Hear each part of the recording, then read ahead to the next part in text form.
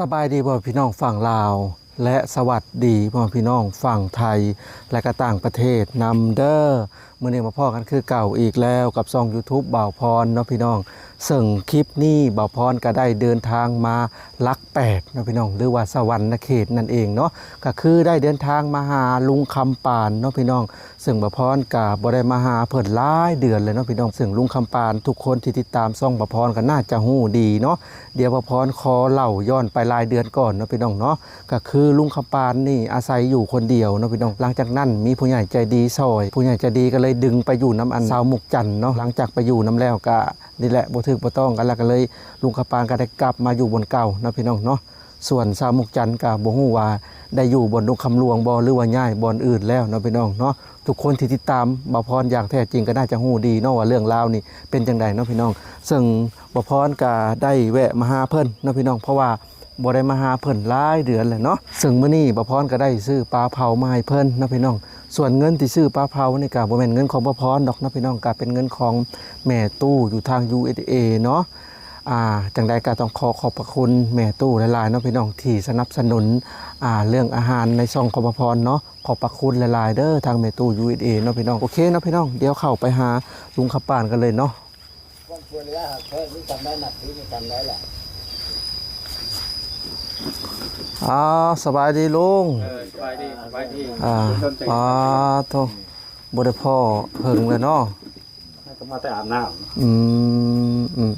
คุ้มเป็นอาบน้ำไว้เด้อว่ะเป็นได้อยู่ดีมีแห้งบ่ไข่อยู่ไข่อยู่เนาะมาวันนี้คือข่าวขึ้นเนาะลุงคนเลยโอ้ดีของผักมีแห้งขอมกกับใจเด้อปลาเผาปลาเผามาหมดกันมาในเป็นได้สุขภาพปัจจุบันนี่ไข้เก่าๆแต่ว่าสั่นอยู่แล้วยังสั่นอยู่ยังสั่นอยู่แต่ว่าบ่แห้งเขาย่อน้ำย่อนังก็ได้ตักน้ำจากพุ้ยตรงน้ำพ้นนี่พอได้ไปมาจะหาโชว์ยางก็ได้ยางก็ไปไกลก็ได้เดี๋ยวนี้คืออย่าว่าจะซ่อนท้ายรถลองเบิ่งแต่ว่ามาบัดนี้รู้สึกว่าขาวขึ้นเนาะลุงเนาะแต่ก่อนดำเนาะทั้งดำทั้งจอยนะเพราะว่าแซวเฮาจักได้แซวเวลาเฮาเข้าหัดไป4คอเดี๋ยวนี้ได้แต่2คอโอ้แสดงว่าตุ้ยขึ้นเป็นได้อาหารการกินอยู่ดีอยู่บ่ก็กินไปน้ำบ้านน้ำเมืองไปเสร็จแล้วขันข้าวเมาหน่อไม้กับแกงหน่อไม้เขาก็แบ่งให้ถ้วยน้อยนึงกับบ่เบิดหมดเฮือนใกล้เฮือนเที่ยงนี่แหละคือน้องชายมาเล่นบัดสิแล้วมาเลยซื้อมื้อไหนเป็นอาหารแพงไหนรปภนี่ก็ได้รปภย่ำอยู่ตลาดโลกไปอยู่ดงกันครับนี่อยู่ดงกำลวงโอ้สัพพีประสาขึ้นฮอดบ่ได้ตายมาเด้อดีใจไปเพิ่นยังหาเรื่องใส่แต่เฮาอีกเนาะบ่ได้เรื่องก็ห่างกายปกติคือเก่าเนาะตอนเช้ายางลบไปลบมามีเหี่ยวมีแห้งนี่รู้สึกว่าตุ้ยขึ้นเนาะตุ้ยขึ้นแต่ก่อนจอยขึ้นอยู่ได้ว่าลูกพ่อนไปใช้ธุรกิจนักบ่มาหลินคายไม้ว่าแม่ก็หาโอกาสอยู่ว่าสิมามื้อนี่แหละมื้อนี้แหละว่าสิมาพอดีว่ามาแต่อันน่ะโอ้แถวจุดสุมพุ่นเด้เฉพาะจะมาใกล้แม่นจุดสุมลำทวายต่างวายเขตแถวนั้นลำด้วยขนาดแล้วฉันน่ะบ่มาใกล้มันคนจนหลายต้องซอยคนจนเป็นได้อยากกินก็ต่อไปเรื่อยๆนะให้มันเศร้ามันก็บ่เศร้าแล้วมันรุดให้แต่ว่ายานี่ช่วงนี้ก็ขาดบ่หรือว่าบ่ขาดยังเศร้ากว่าเม็ดพุ่นโอ้กินมื้อละเม็ดบ่มื้อนึง2เม็ดมื้อนึง4เม็ดพุ่นแหละแต่ว่าเฮากินประหยัดเอาเพราะว่าเงินเฮาบ่มีเด้อาจสิไปกินมื้อละ4มันก็เดือนนึงมันก็บ่กุ้มแล้วอันนี้แปลว่าเขาหาจ่ายมาแล้วเป็นว่าเฮากินประหยัดแล้วก็ถือว่ากุ้ม2เดือนกินตอนเช้าแล้วกินยาแก้ปวดประดงน้ำแต่ว่าเป็นได้เงินคำตรงติโตอยู่บ่มีแหละมีแต่น้องเขาให้พละ 5,000 พละ 10,000ก็โหไว้ของโตบ่ได้สูบยาเด้เดือนเขามากกว่านี้ในเพิ่นเดือนพวกนี้2-3 ล้านก็ได้ให้อยู่แล้ว100,000 200,000ก็โหไว้ก็ได้ กว่าสิเบิดเดือนมันก็ถือว่าได้ เอ้า ได้ยา เงินเดือนคอยสิออกไปธรรมดาให้เพิ่นก็ซอยแล้วอันนั้นไอ้เพิ่นนี่นะจ้ะ ผู้นั้นมันนี่ เป็นยามบ่ แม่นอยู่ตลาดโลก โอ้ก็คือมาลิ้นน้ำเพิ่นเนาะ นับถือเป็นอาหารเลย โอ้เวลาเงินเดือนออกก็แบ่งให้เพิ่นจักแสน เอาดิ เนาะ ได้ถามมาแล้ว100,000 200,000อย่างนั้นเลย เสี่ยวผู้หนึงเขาส่งขึ้นเวียงหมดน่ะ เขากินอานาเงินเดือนเจ้าเท่าไดลุง 3 ล้าน 3 ล้านชาม 3นั่นแหละ ก็ถือว่าแพง ยาม12ชั่วโมงอยู่ไอ้ โอ้ ถ้ายาม24ชั่วโมงนี่7ล้าน โหยามจักโมงหาจักโมงแต่ทางเจ้า 12ชั่วโมง7แรงหา7เช้า โอ้ยามกลางคืนบ่มื้อนี้หยุดบ่หรือว่าสิไปยามจังหน่อย ยามบัดที่1ข่อยถึงยามกลางเว้น โอ้ เปลี่ยนได้15วันเปลี่ยน เปลี่ยนตัว เปลี่ยนกะกันนี่ 3 ล้าน3เนาะก็ถือว่าแพงเติบเนาะ โอ้เราพอชาวเขตบ่ทอสำนี่เขาเลี้ยงกาแฟนมบุบันติน เออ เสื้อผ้าหน้าแพะ เขาก็เลี้ยงข้ามหนึงตีเลยเลี้ยงกันเลย มา นี่ก็เพลน เลี้ยงข้าวคาบหนึงไอ้พวกนอกน้องพวกน้ำเพิ่นก็เลี้ยงอยู่ โอ้แต่โอ้ตินเรียบร้อยเบิดอยู่นั่นเบิดเนี่ยว่าเห็นเพิ่นนี่ดีใจไปอยู่ด้วยกำลังโอ้ตายเลยนี่มา กับปูน ได้ใจเพิ่นแหละความอบอุ่น ผู้เฒ่าแถวนี้มันยังนี่ ทำอ้ายตัวเองละอ้ายขี้แหละ มานั่นนี่ก็2ศพแล้วได้ตาย สองสามชมตายนี่ข่อยครับไปชอบบ่แท้นี่นะ เอ้ามาถึงชาวบ้านบ่ หึ ชาวบ้านบ่เสีย ชาวบ้าน ชาวบ้านธรรมดาแหละบนบ้านดงไว้ดินผู้เด้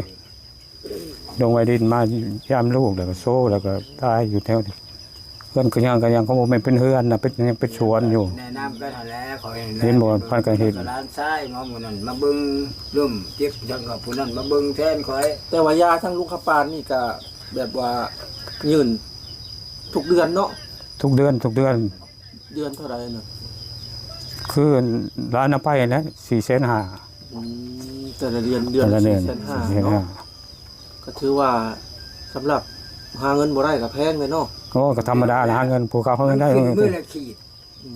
สินค้ามื้อละขีด แต่ก่อนหันแต่เข้าไปกวดกับบิดมันว่างยานี่200,000ต่อมาเงินขึ้นเด้อ300,000 เนี่ยนี่แหละมื้อละขีดอยู่ว่า ตอนนี้400,000 ตอนนี้สิเจ้าเอาไป4,500,000มันก็ส่งมาคืนนี่ส่งมาคืนมาแต่3มันจ่าย2เม็ดแต่มาได้มัน3เม็ดโทรถามมัน คือว่าให้นั่นนี่ว่าบ่ดีดอกกินไปพอทุเล่าว่าสิซื้อมันน่ะมันก็กินไปจนเล่าซื้อกันบ่ได้กินมันก็ปวดเด้ปวดแห้งสั่นแห้งกว่านี้ นี่สิแหละคำมาแรงมาเลยเวียน ตอนนี้ก็ยังอยู่ยาเนาะ ยัง ถ้าบ่กินแห้งปวดแห้งบ่ ปวดสั่นแหละ นั่นแหละทั้งสันแห้งกว่านี้ กินไปว่ามันระบบกับหัวใจในยาตัวนี้มันว่างมาก็ได้กินแล้ว เส้นประสาทนี่ ปกติเนาะ ไปหงหมอแขงเขาจนว่าเท่าเจ้าเคยหิวเหล้าบ่ว่าเอ้าก็บ่ได้สูบกินเหล้าตัวเองอ่ะยันว่าหิวเหล้าแล้วสั่นกินเหล้ามาแล้วเศร้าว่าเขาใส่เสียดสีขนาดได้หงหมอก็ได้เห็นคนเนาะก็อยากเหล้าสั่นปุ๊บจับจ่อกับเบิ่งได้ ที่เพิ่นบ่ได้เป็นสัตว์ในเรื่องเราเนี่ยมาสำหลายเดือนนี่เริ่มเป็นมันเนี่ยเพิ่นหยุดเลยยาก็บ่ได้สู บ่ได้สูบมาแต่ใดแล้วเนาะ กินแน่นอนเริ่มสตาร์ทเลยบ่แม่น3-4 ปีหรือว่าพยายามกินนี่ 5-6 ปีแล้ว อย่างนั้นนะก็เลยสตาร์ทเลยนะนั่นแหละก็จึงเห็นเพิ่นน่ะไปอยู่ทุกคนโอ้ยเป็นหอดจ่อย เจ้ามาจากโรงคำหลวงกันละบ่แม่นหลายเดือนเลยเนาะ 4 เดือนน่ะเด้ 3-4 เดือนเนาะ แม่น โอ้ บ่ฮอดได้บ่า ฮอดนั่นแหละ นะฮอดบ่2 เดือนที 2 เดือนไหนเดือนตะพิดก็เจ้าบ่ทันได้เขาจับซ่อนถึงยามเดือนที่2เดือนที่3เดือนที่4เดือนนี่ 4 เดือนแล้ว เดือนที่4เดือนนี่ เพิ่งเนาะ สมควรเด้ตอนนั้นก็ลังมาอยู่ดอกเขามันยังมาเลยบ่ก็มาครูแพทย์ก็มาสีไฟก็มาตาจอยก็มา เป็นได้การนอนกันอย่างนอนรับอยู่ดีแต่ว่า ว่าแต่พวกหัวลงรับคักอยู่เลย สบาย รับอยู่เนาะ นอนรับพันดีอยู่การอยู่กันกินก็สะดวกสบายไปกินไปอย่างนี้แหละ อยู่สิแหละ กินคือบ้านคือเมืองคนนี้แหละ น้ำบ้านน้ำเมือง สมเฮาบ่มีผู้เบิ่งผู้แย่ง บ เขาอยู่ของเล่นเงินคำแก้ผู้หาผู้ซิไปจังซั่นแหละ ก็มีแบบหมู่คู่ยืนเนาะ เขาได้เงินเดือน หมู่ครูลูกหลานนี่แหละ ส่วนหลานกับลูก นี่แหละบ่ทุกคนนี่แหละ ตัวไรก็ลูกหลานแล้วเขาเงิน ส่วนคนก็เป็นน้องลุงนี่แหละคือลูกหลานแหละ ผู้ละหาผู้ละ10รายเฮาก็โฮมไว้ มากระจาย พอเฮาบ่มีผู้หาได้คันเฮาบ่โฮมใส่ทรัพย์ผมเพื่อยก็บ่มีก็บ่ได้ นั่น เวลาอันไปซื้อของกินก็พากเพิ่นบ่ บ่มีสิบ่ได้ไม่ ค บ่ อย ได้ บ่พาคอยก็พาน้องหักผู้นั้น อืม มันหลายคนดอก เบิ่น ไป มัน แต่ลงตลาดเนาะ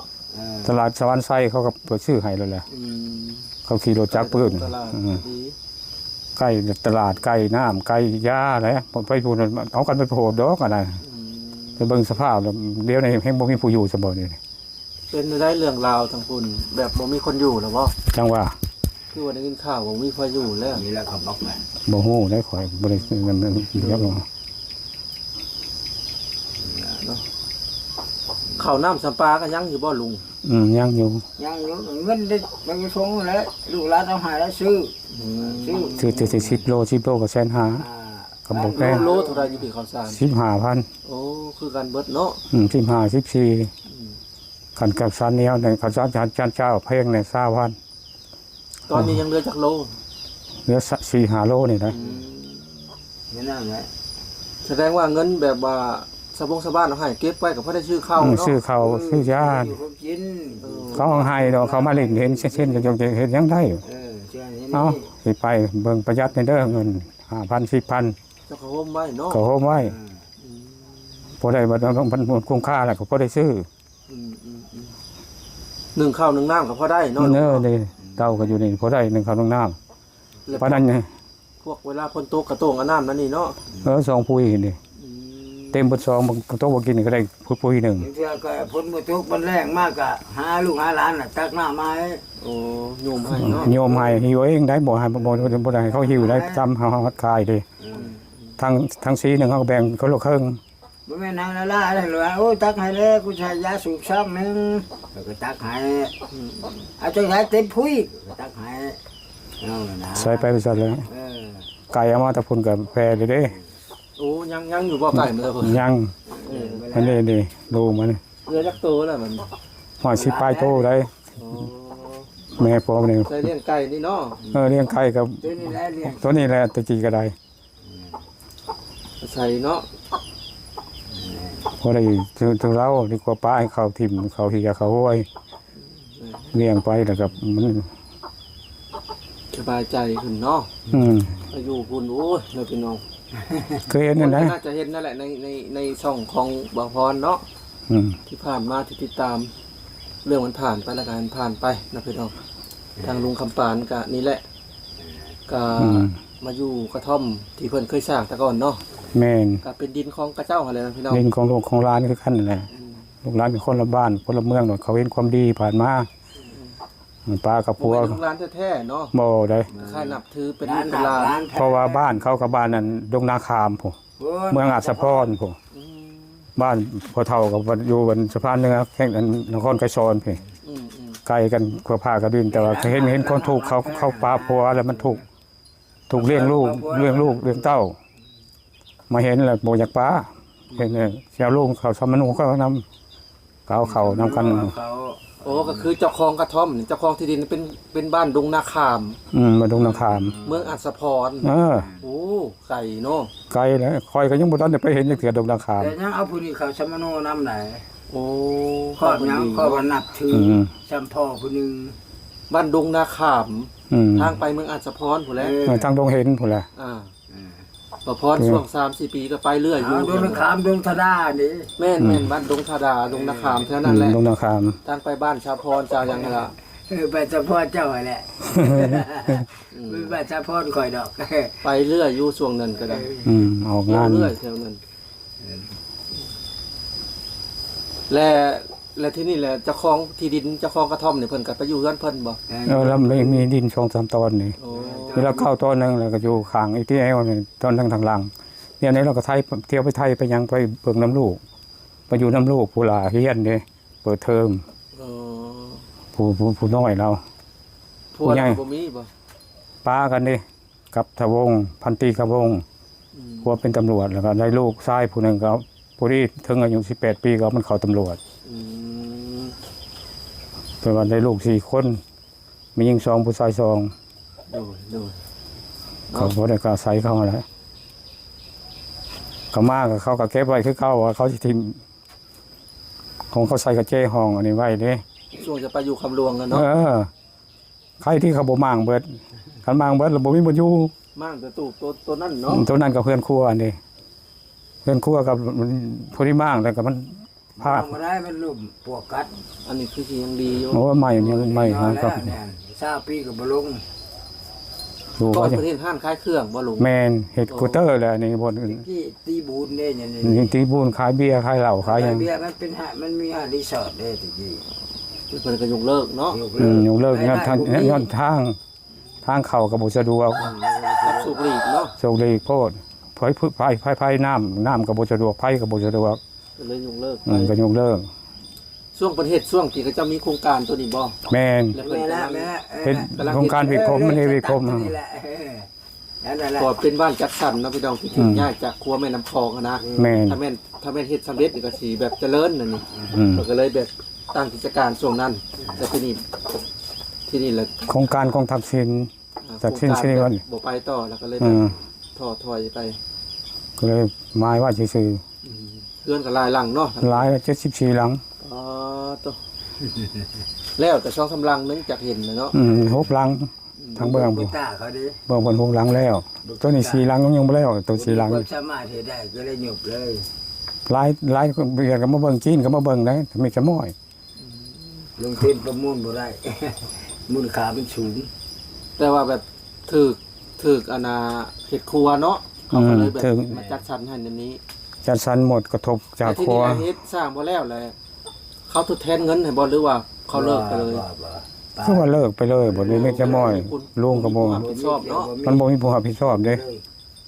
ผู้หัวหน้าโครงการก็หาก็ตายไปปีกายน่ะ ตายเลย จันหอม การประมูลเบิดก็ตาเลยเขาจะเห็นเหตุว่าจะทำลายเลยว่าจะถูกเขาจะถูก เขาทุบเอาเล็กส่วนหลายหมดชีมาแล้วถูกมาเลย พม่าแล้วถับเอาเล็กแล้วนั่นสาวตุ่มตับตุ่มตับมา แต่ละคืนบ่ต้องเว้นบ่ บอกว่า ข้างเว้นเขาก็บ่ย่าน คือวิญญาณ แต่ว่าแต่บ่แม่นของไผแล้วบ่บัดนี้ บุมี สิมีท่านบ่ได้มีประมูล มันเป็นแบบสิทธิเอกราชเลยของเอกราชไม่ใช่นั้นเอกราชคือว่าทั่วไปเขาจะได้เอารถมีความสามารถ ดูเนาะก็น้องพี่น้องก็ได้มีโอกาสมาเยี่ยมยามเพิ่นเนาะบ่ได้มาเยี่ยมยามเพิ่นน่าจะ2-3 เดือนเนาะ 3เดือนมีแล้ว 3 เดือนแล้ว คอยกันตามเรื่อยอยู่ ก็อันนี้ก็คือเข้ามาสวรรค์ก็เลยแวะมาหาเพิ่นน้องพี่น้องมาตามข่าว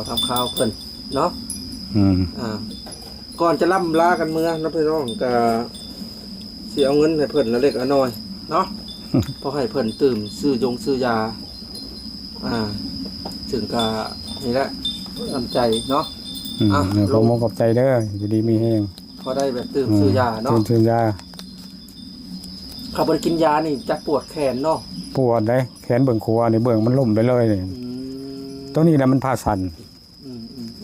คันเอากินเข้าไปแล้วก็อันนี้ยังหากนมาแต่อาบน้ำบ่ทันตั้งโตเด้ โอ้ คันเฮามาอาบน้ำแล้วป้าก็โตแห้งแล้วทำเสือแล้วก็นั่งกันสบาย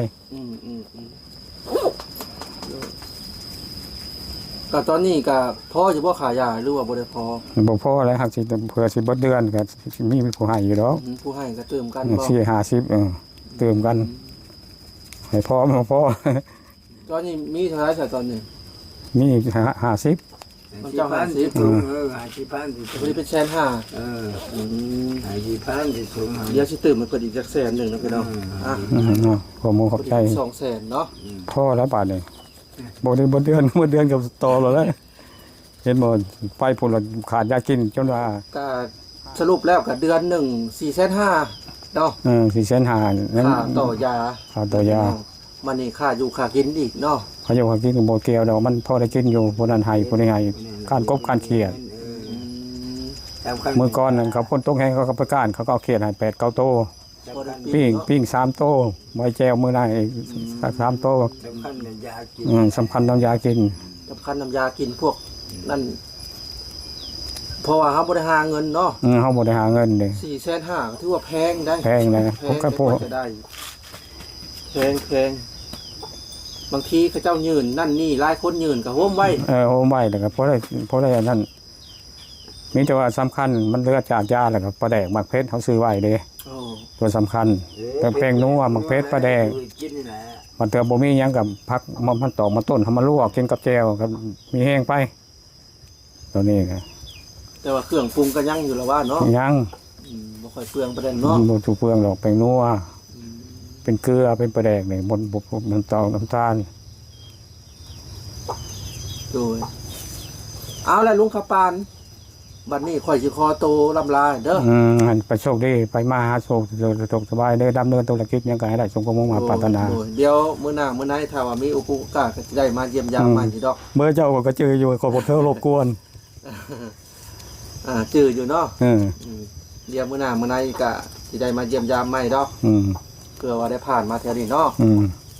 เอากลับคนเด้อลุงมื้อนี้เด้อ เจ้าโชคดีโชคดีสบายดี เด้อน่ะเด้อลูกหลานเด้อสู่หลานได้สี่เลขเด้อสี่เลขสี่เด้อ สาธุเอาล่ะพ่อพี่น้องตอนนี้ก็มาฮอดช่วงท้ายคลิปแล้วเนาะซึ่งสำหรับคลิปนี้ก็ได้แวะมาเยี่ยมยามเพิ่นเนาะพี่น้องซึ่งบ่ได้มาเยี่ยมยามเพิ่นก็น่าจะ3เดือนได้เลยเนาะพี่น้องตั้งแต่เพิ่นมาแต่ดงคำหลวง หลังจากเพิ่นมาแต่ดงคำหลวงก็บ่พรก็ได้มาเยี่ยมยามเพิ่นอยู่ช่วงหนึ่งเนาะแล้วก็บ่ได้มาเลยเนาะพี่น้องเพราะว่าบ่พรก็ไปเฮ็ดภารกิจอยู่พู้นเนาะพี่น้องอยู่จุดสุม ลำทอยต่างวายพู้นเนาะเมืองชลบุรีเนาะเอาละนะพี่น้องสำหรับคลิปนี้บ่พรขอตัวลำลาไปก่อนเด้อเอาไว้คลิปหน้าพอกันใหม่เนาะพี่น้องมีแต่ว่ามื้อหน้ามื้อในพุ่นแหละจังสิได้มาเยี่ยมยามเพิ่นใหม่เนาะถ้าว่ามีโอกาสเนาะพี่น้องเนาะเอาละพี่น้องไปก่อนสบายดีและสวัสดี